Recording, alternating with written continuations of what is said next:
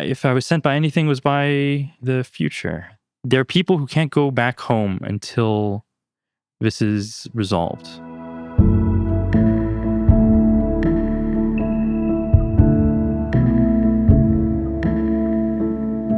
Welcome to What Came After. I'm your host, Manya Marcus. On What Came After, we'll take a look at the many ways that people's lives changed on and after the brutal massacre in Israel on October 7th, 2023. We'll be speaking with people in Israel and around the world about how the devastating attack by Hamas has shifted, shaped, and changed them. To learn more about our podcast, please visit us at whatcameafter.com.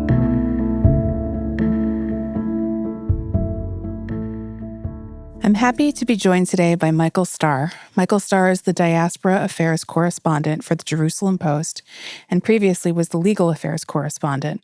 Michael was drafted into IDF reserves on October 7th, serving as an infantryman and sniper in the impacted kibbutzim and Gaza for 4 months.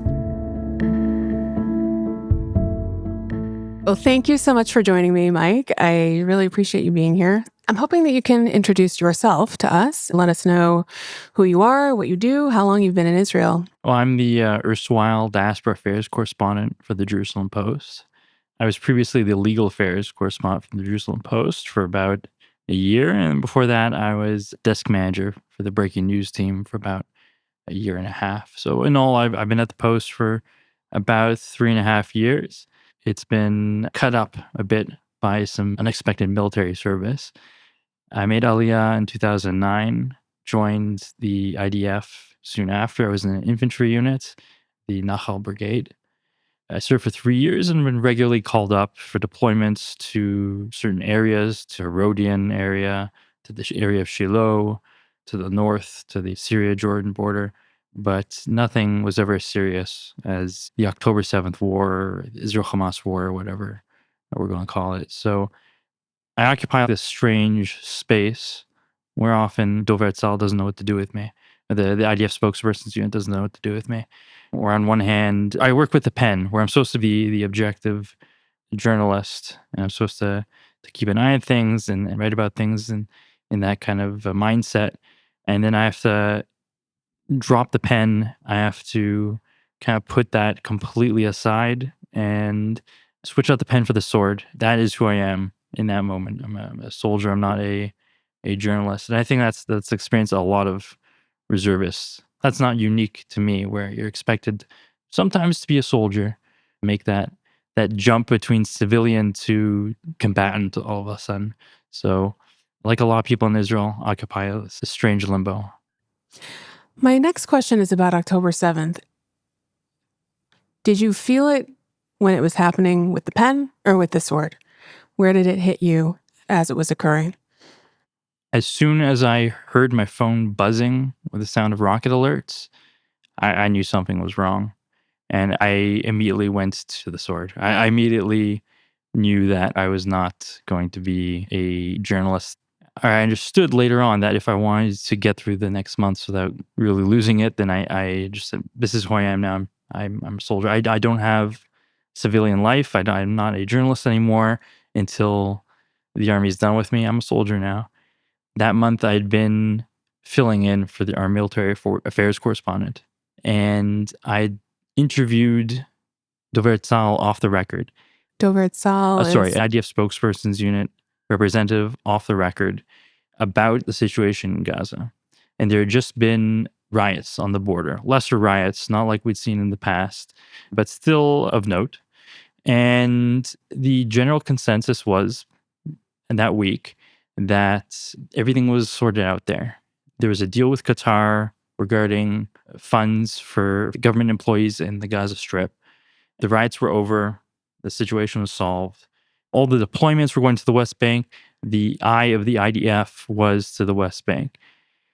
When I heard the buzzing, I knew something was wrong, also because when these escalations start to happen, there's usually some sort of inciting incident. There's some sort of excuse where the jihadists can raise their flag and say, this is the new hill that we're going to die on. This is the thing that we're going to rally the streets around.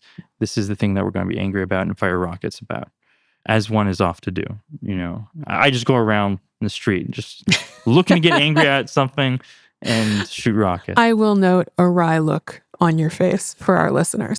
Yes, I'm very wry at the moment. So I had a bad feeling in my gut based off of those two ideas in my head, and I immediately went to my go bag, to my bag of my uniform and my boots and all my other pieces of string. And soon after that, I got a call from my reservist sergeant, and he said, "Starr, get your bag ready. It's really bad." And that was emphasized by rocket sirens in Jerusalem, which rarely occur. And then neighbors told me that they were seeing stuff on their phones. I keep Shabbat, but I glanced at my phone and I saw messages from people, and I saw push notifications from the Jerusalem Post, from our breaking news team. And I just couldn't believe what I was reading about forces invading Israeli towns. And I opened up my phone and I went straight to the telegram of Hamas. We're all well practiced to seek out primary sources, and we know where to look: the channels, the websites, the press statements of these jihadist organizations. Palestinian Islamic Jihad had an exercise just before. It was their anniversary exercise just before the attack. And I first checked there. I thought, oh, maybe it's connected. And then I opened up the Al Qassam Telegram group and I saw the videos and I saw the pictures, and I couldn't believe it. I was in shock. When you've been called to duty, have you ever had to compartmentalize yourself so, I would say, so thoroughly and so instantly? Meaning from the journalist to the combatant to the soldier. I guess a lot of Israelis, anyone who is a reservist, has that switch where you just flick it and you just have to put everything aside. And sometimes it's just momentary. Sometimes you can't hold the switch down forever, especially if you're a parent or if you have a spouse or loved ones at home that are waiting for you. For some people, it's easier than others, with no judgment on that for people who have difficulty with it. For me, it's easy, relatively, just a flick. So it's not hard. Let me back up for a second and ask you where you're from. I'm a recovering Canadian.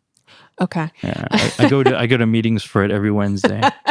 The reason that I'm asking you where you're from is that what you're describing seems really unique to Israeli psychology. It's something that I encounter here a lot and not something that I encounter in the States. This ability to make this switch from civilian to something else. How quickly did that develop for you after you made Aliyah, or do you think you had that built into you before you got here? I couldn't say. I don't remember. It could be something in my personality, some sort of psychosis. But no, I haven't thought about it too much, so I don't think I can accurately answer that. I'm not sure. It's a good question. I can't recall. Okay, so let's go back to the 7th. Where were you called when your commander reached out? What happened next? So I didn't know it at the time, but our brigade commander actually didn't receive orders, and he had, of his own volition, called us up, which was, of course, a good thing. In retrospect, it should have been followed by us grabbing guns and heading straight to the south. I went out into the streets, had my uniform on, and it was Shabbat, so things were quite calm. But there was also, you saw people scrambling with their uniform on, people getting on the back of trucks, hitchhiking rides to wherever they needed to go. People talk about the Yom Kippur War of just doing whatever they need to do to get where they needed to get. And it reminded me of those stories that I heard. So I was picked up by a friend, met with another friend, and three of us headed straight south to a staging base where all of our equipment is supposed to be. We spent the whole day just getting our equipment ready, getting our rifles, getting our bags, getting our vests. Not everything that we needed was there. Not everything we needed was ready. We spent the next day doing like quick drills, zeroing our rifles. I'm not sure what the higher ups were doing, but I don't think they quite knew what pieces to move where. But by October 9th, we headed straight down to the kibbutzim. After a few stops and starts along the way, we arrived at Kisufim, and we started searching that kibbutz for terrorists, for infiltrators. So Kisufim it was a mess. The first time we got there, we were greeted by pools of blood, IDF uniform with bandages alongside it. It's quite striking for us to see that straight out of the gate. And then just bodies of terrorists all over the place, bloated. And we set up base in the Cherocha, the dining hall of the kibbutz, the communal dining hall. From there, we started to perform two tasks. One was to restore utilities to the kibbutz. There was no communications, there was no electricity, there was no water. Also, there were tons of animals there that were left abandoned. Dogs had been abandoned and were stuck in houses, and cows that were crying for not being fed or milked. And second was, of course, the greater mission was to search the area for terrorists. The day before, there's commandos, IDF commandos from Agos who had searched a place that had been searched already 100 times right in front of the dining hall, and out jumped from bushes two terrorists and injured several of the commandos before they were taken down. There was a lot of uncertainty about the entire area after October 7th. I think that a lot of people are under the impression that just because maybe they didn't hear about engagements, that there weren't any. Right? Just after October 7th, terrorists got killed, and the bulk of them were. But we didn't know if there were more hiding, and there were more hiding. There is concern that they had gone all the way into the Negev and were hiding out in the Negev and then would circle back. There were theories, well, maybe they're hiding in trees, they're hiding in houses. We just don't know. So the first task that we had to do was just secure this territory that had been conquered. Were you fearful? Did you feel afraid? Sometimes. Fear is a funny thing. It's a bit like cold water sometimes. Like you take a plunge into it and it gets your heart racing, and your skin stands up and you can't think straight. After a while, you tend to get used to it.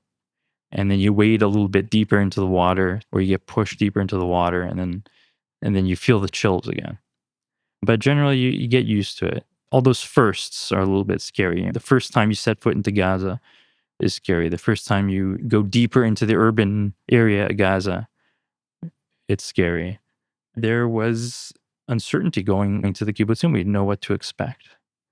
A large component of fear is uncertainty.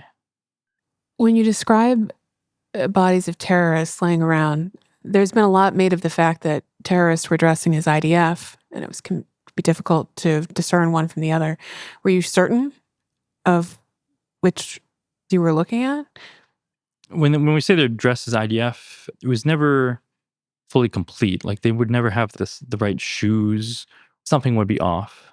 They wouldn't have the right vest, for example, or they wouldn't have the right rifle. So there are always things that were off. There were obvious tells. You usually do not have lone fighters running around with the IDF. You're usually within a unit. Everyone knows each other. You're going to know if someone's missing or if someone's dead. You wouldn't be that confused. To this point about people in the IDF not really fighting alone, This is a question that I can ask you now because I've interviewed a lot more people. Do you feel that there's something to this notion that the IDF runs on friendship? That what made the water less cold and the fear less intense was being with people that you know and that you care about? I think that argument could definitely be made. When we were in Gaza, there was a certain point where we all sat in a circle, and there's a thing that officers do, and I'm sure it's something that every camp counselor has ever done, where you talk about, let's do a group recap on what we've done so far and talk about our feelings and stuff like that. Our officer, I think it was partly for him also, he lost a mentor recently in the fighting, and he asked us, why are we here fighting? What keeps us here? The number one answer among the people in my platoon was to watch the other people in the platoon, to make sure that they were okay. So camaraderie is a huge component of it. And it's hard to describe the bond that develops between people in reserve duty. in particular, and who've been through hardship in reserve duty. We were all very friendly. We all had good relationships in our reserve units. We'd known each other for years. After going through the war, after spending so much time together, after relying on each other, it's completely different. Everyone's like a brother too. I on the way here, I ran into two people. Well, I ran into one person from my unit, and I was dropping off a birthday present to another. We still have meetings every once in a while. When I say meetings, I mean get-togethers, just drinking, barbecuing, hanging out. As cliched as it is, IDF units, platoons, the companies, they develop into brotherhoods. And I think when the fuel runs out and the food runs out and even the bullets run out, the thing that's going to keep people going is brotherhood. You are not married, is that right? And you don't have children at home? Yes, ladies, I am single. Okay, well, we'll definitely highlight that. Someone I spoke to said that everyone who shows up for reserve duty has been sent. They've been sent by a child. They've been sent by a wife. They've been allowed. They can say no. Hell is not going to rain down on you if you decide not to show up. Do you feel sent by anyone or anything? I mean, me particularly, I was sent by the desire to make sure that October 7th never happened again. And I think that's a desire that a great many other people had as well. I think there was a desire of justice. Once you see the smears of blood on the wall, when you see homes destroyed, when you walk through the killing field of the Nova Festival looking for body parts or terror, you know that it needs to be put right. If I was sent by anything, it was by the future. There are people who can't go back home until this is resolved. The kibbutzim that we served, I was at Kisufim, I was at Reim, I was at Kfar Aza, I passed through Be'eri, I was at the Nachal Oz Motzav. A lot of these people can't go home until this is solved. The same thing with the North. That's the future that needs to be fought for. If we do not make sure that the capabilities to conduct another October 7th again are removed, sure, now it's the kibbutzim. In the future, it could be Ashdod, it could be Ashkelon. After that, it could be Tel Aviv, it could be Jerusalem. I'm single now, but I hope to have a family one day in the future. And I don't want them to live with the specter of another October 7th. Many of the articles that you've written recently about what is happening in the diaspora made me extremely angry. There's a lot of difficult things facing Jews in other parts of the world. And yet I think that as a journalist, it's one of your commitments, correct me if I'm wrong, to distance yourself from the kind of rage that I feel as a consumer of this media and just report with some dispassion. Have you become an angrier person? Has it been more difficult to report on any difficult thing after having served in this war? No, I think I can still approach things with a scientific lens, an academic lens. I do empathize with what happens, but I try to just state what happens rather than inject my feelings into it as much as possible. I'm not going to call like a protest pro-Hamas protest unless it's by a group that consistently has Hamas flags and consistently supports Hamas. You know, like your Sami Dunes or your Within Our Lifetimes. Sometimes things get to me when there's violence, when people don't act against violence, when people don't appreciate the danger that is present, when people are shouting death to America and burning an American flag. Like, they're just cosplaying as revolutionaries. It upsets me sometimes because these people want October 7th closer to home.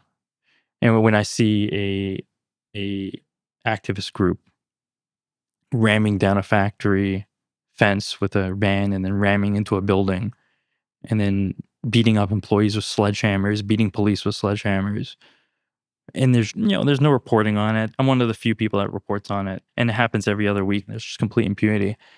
It bothers me that People are just so unwilling to act against evil because they're afraid. They're afraid that the eye of evil will turn on them and it will require greater sacrifice from them.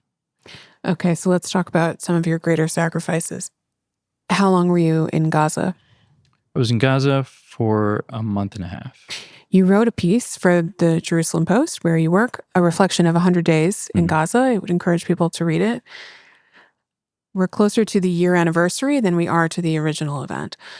What do you want to amplify now about your experiences there? Well, I think that we need to win. There's a lot of people that gave up their lives. There's a lot of people that lost limbs and lost parts of themselves, not always physical, fighting on behalf of this country. It's often been the Western way of war to do things half measure, and we don't need to do this again in another few years. We don't want to fall into the mindset of October 6th, which was conflict management, which didn't work.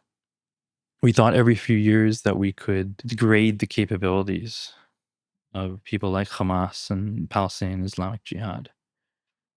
We get quiet for a while, but over the years, they've been slowly strengthening themselves. We would cut away at them, but it was never so much that the progress that they had made in previous years was completely destroyed. So slowly yet surely, they were getting stronger and stronger and stronger until they have a labyrinth of tunnels underneath Gaza. And that's not an exaggeration. Every 100 meters in Gaza, we uncovered a tunnel. My sergeant quite literally almost fell into a tunnel. That's how we discovered it. They're everywhere. And if we had solved the problem initially and suffered and sacrificed then, we wouldn't have sacrificed and suffered so much now. We kicked the can down the road, and then eventually someone picked up the can and threw it right in our face. Can you paint a bit more of a picture of what this tunnel structure looks like? I think it's hard for people to imagine who haven't seen it. I guess you could compare them to kind of like little hives dotted throughout the strip in close proximity to each other. Not all of them are connected. Some of them are connected to larger super tunnels, super structures, super bunkers, and some of them are more localized for more tactical operation.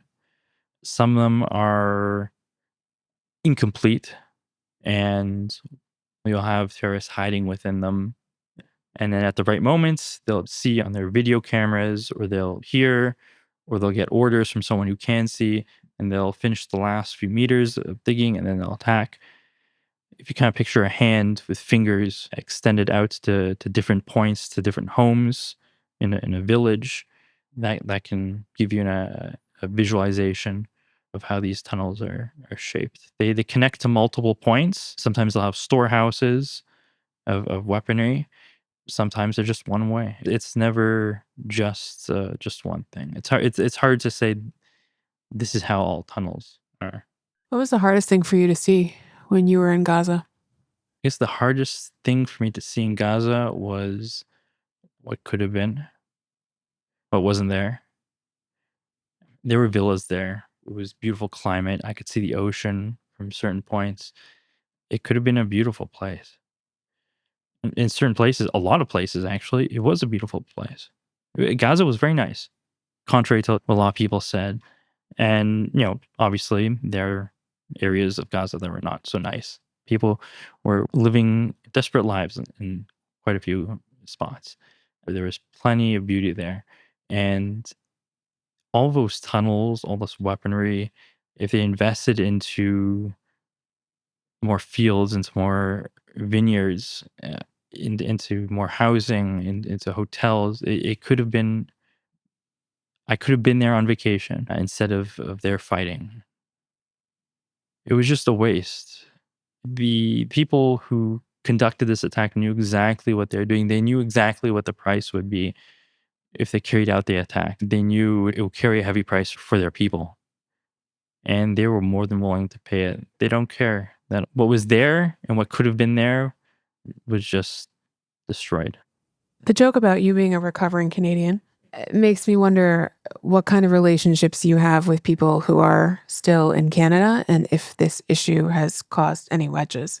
Well, I'm mostly joking. I am mostly joking when I say I'm recovering Canadian. Canada is still a lovely place with a lot of lovely people. I wish the politics were a little bit more serious. I don't necessarily agree with a lot of the leadership there, but I have a lot of family there and I know a lot of good people there.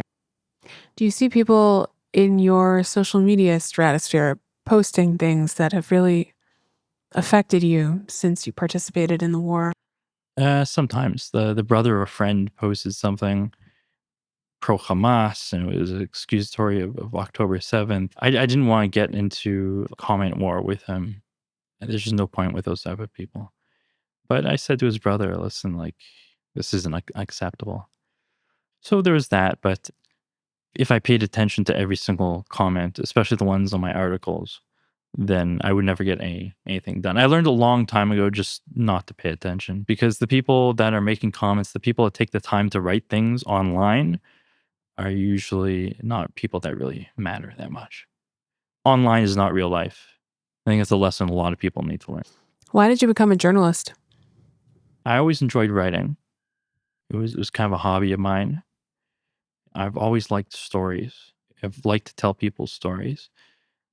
But the truth of the matter is, a friend mentioned that there was a job opening, and I reached out to the editor in chief, and I had no idea what the job was. It had this like nondescript position. It was like website manager or something like that, which has been transformed today to deputy editor in chief. So I was not going to get that position at all, but they offered me another position, middle management position, and that was that.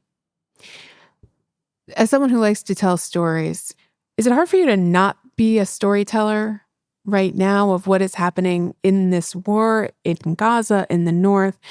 I know that some journalists are embedded with units. I don't know if you had somebody with you at any time, but is it hard for you to not be telling the stories of the war in the way that you experienced it? I made a rule for myself at the beginning of the war that I would not try to write any news because I had to separate myself from civilian life. I felt that it was unethical for me to pretend to be a news journalist at that time. I did write a few opinion pieces, a few stories about people within my unit, such as my sergeant who owns a pizza chain and how he used the army rations to make all these interesting meals. I still told some stories. Now that I'm writing, it's funny that I'm telling the stories of the war less. Now that I'm back at as a journalist, I'm focusing what's in the diaspora. And it is sometimes hard kind of turning an eye away from things that impact me and my friends and my family so much. I tell myself it's someone else's job to tell that story. I think in general, journalists are egotistical, greedy dragons who they see a story and that it's shiny and they want to tell that story themselves. And they need to learn that they have their beats. It is their responsibility to focus on that subject. Just like in a platoon where you have people with different positions and different jobs so that you can better deal with a task. If everyone did everything, it would be chaos. Same thing in a newsroom. So for right now, it's not my story to tell. In the future, I hope to tell the stories of my comrades once again. Did you sustain any losses? Did your unit have any losses while you were there? I believe you did. We did. We lost 2 people in the company. We had several people who were injured. I want to make special mention of Ari Zendelman. We just had a baby girl right before October 7th. He was the radio man of the company commander, and he was killed by an IED during an operation. Ari was always calm and level-headed and always smiling. His loss was great for both the company and I think for the entire country, even if they're not aware of them. Everybody knows somebody who was either killed on October 7th or who's been killed since, or they know someone else who lost somebody. My company commander was injured by the IED that killed his radio man. His other radio man was also injured in that. One of our platoon commanders, not mine, but another one, Elia, unfortunately died in the same incident. At the beginning of the war in Kisofim, we had 3 injuries. One guy lost a leg, unfortunately, Martin, and he is probably one of the bravest people that I know. I don't know. I couldn't deal with the loss of a limb with the same positivity and not fake positive, cheerful all the time. Just like this cool acceptance and dealing with it. And it's an odd thing to talk about, casualties. The graves they're not so far away. It's in Har Herzl. I've visited a few times. Yeah. How do you think that being so proximate to this kind of loss has changed you? I don't think it's changed me. I think that on October 7th, we all saw what happened in the kibbutzim there. And when we flicked that switch, we knew that there was a chance that we could all get killed. We could all get injured. Maybe it feels a little bit more real for us since it happened to people that we know, and some of us witnessed it. But I think we all live with that sword hanging over our heads, and we've all accepted it in one way or another. So maybe I can see the sword a little bit better, but I always knew it was there. I don't think it's changed me. Okay, I'm going to push back just a little bit. The country is a lot different now than it was on October 6th. Yes. But you don't feel that I'm sure you're fundamentally the same person, but you don't see any changes from the October 6th version of yourself to now?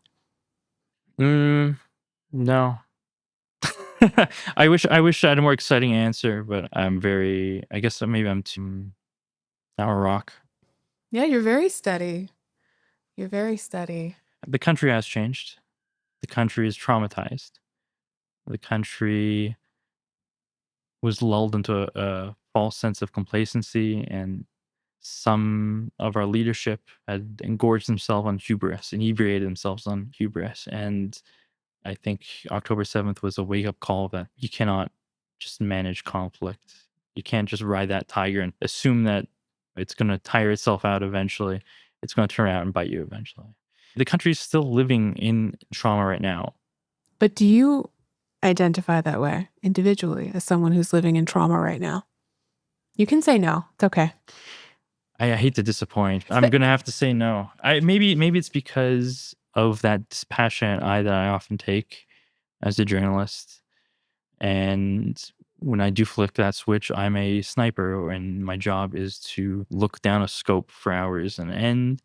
And sometimes I just feel removed from it at all. I think for the most part, I am still just the same. Everyone grows as a person. I'm sure that I've become more defined in certain ways that I don't appreciate yet. But I can't say that I've been changed dramatically by the war.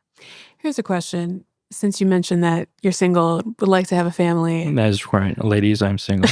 At some point in the near-ish future. Do you feel like this experience has made you more ready for that? No, I think I was always ready. I think maybe there's more of a sense of urgency. Life could end at any moment.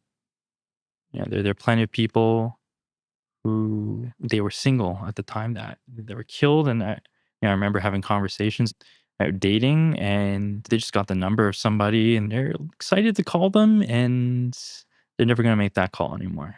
So I hope I make that call sooner rather than later. And there are families who their fathers aren't coming back, and I hope I can get to that point even. What is the likelihood that you're going to be called back up? 100%. 100%. Oh, I'm going to sniper training on Sunday. It's for 3 days. And then in the coming months, I'll be gone for a few months. There's a date. How long has it been since you were in combat? Has it been several months at this It's point? been several months, unless you count the editorial room. Things can get pretty hectic sometimes, heated. We were let out on January 25th. That was when we were out of Gaza, I believe. 6 or 7 months ago at this point. Yeah. I thought we would get called up sooner. So the question I was going to ask was whether or not you feel any jealousy or envy of people who are fighting now. And I'll still ask that. And then I'll also ask how you feel about your upcoming deployment. I don't know if jealousy or envy is the right word. I think there was a sense of guilt when we were let out and other people would go back in. My brother is in reserves right now. He became a reservist when he was in Gaza already. He was in mandatory service, and then he passed his service time. So he's in there right now, and when he finishes, I'll switch him out. Yeah, there is guilt. There's still people who are hostages. There are people who are fighting. There are people who can't go back home, and somehow are expected to flip the switch back. I think it's a lot easier to flip the switch one way and say, "This is my life now. I'm a soldier. I eat mud. That's what I do," and then to switch back and try to go about your life as if the sword isn't still there above your head. We spoke with someone whose unit was disbanded shortly before the 7th, and so he wasn't called up. And he describes for himself that the experience of being a civilian in the war has been harder than being a combatant. Does that resonate with you at all? I get where he's coming from. All throughout the war, we didn't know we were going into Gaza. We didn't know if we were going straight into kibbutzim. When there's something going on, when there's a problem, a lot of Israelis want to be there to try to solve the problem. I remember once we responded to a car crash, and then all of a sudden, every Israeli in a 10-mile vicinity somehow had medical experience. Oh, I did tour security, and we did a medical course, so I know how to treat this. Oh, my grandmother is a doctor. I once saw someone else perform CPR while I was watching Grey's Anatomy. Everyone's got like medical experience somehow that they think is relevant. They're coming to try to help. There is a strong problem solving component in the culture of Israel, and when there's such a national tragedy, when there is such a national challenge, they want to be part of the solution. And it's difficult for them to see other people suffering and other people working and them not helping. So there's guilt. But that guilt doesn't go away the closer you get to the heart of the fighting. When we were in the kibbutzim and we were in the first wave that we were going to go into Gaza, if only they would just place us on an outpost right on the border. At least just post on the border instead of on the kibbutzim. And then we got to an outpost right on the border. And like, we should go into Gaza. Why aren't we? We should be there. Other people are fighting. And we went to Gaza and like, okay, but we're on the outskirts of the cities. We're not in the city itself. There's people who are doing more fighting. And then we got into the city. We see people going into the tunnels. Like, they're going into the tunnels and I'm just patrolling through these streets. There's always going to be someone who's deeper in the mud and deeper in the suffering. And you're never going to be satisfied. You're always going to see more that you could be doing. You just need to do what you can and try to be satisfied with that. And you might never be satisfied, but I promise you, everyone who's listening to this, whatever you're doing to contribute, you're contributing and it's appreciated. Thank you so much. Thank you for having me. This was a real pleasure. Thank you for lying. High out on the hill, there's a star that shines like a mountain fountain cradled in the wind. I can hear you calling through a true blue light and the voice of a holy river halo. You had a good life. You had a good life then, and forever will it be. You had it all right. You had it all right. I can see you smile with your paintbrush high and the bright lit, white lit canvas of the moon. dance with every angel in the violet sky. Oh, but promise that you'll find me when I get there. I'll live a good life. I'll live a good life here, 'cause you'll always be with me and we'll be alright. You had it all right.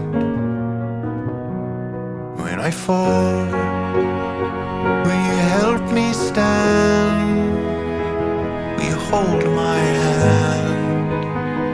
Will you hold my hand? When I call, when I need my friend, hold my hand, hold my hand. When I'm down and out and question who I am, hold my hand, hold my hand. If I fall and fall, no, I'll fall again. Hold my hand, hold my hand. When the flood comes rushing through the dam, hold my hand, hold my hand. When the waves come crashing down again, hold my hand, hold my hand. When my life returns to dust and sand, hold my hand, hold my hand.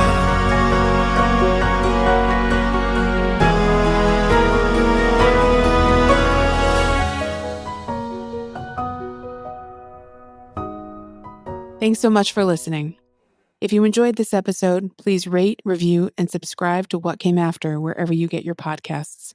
You can also find us online at whatcameafter.com.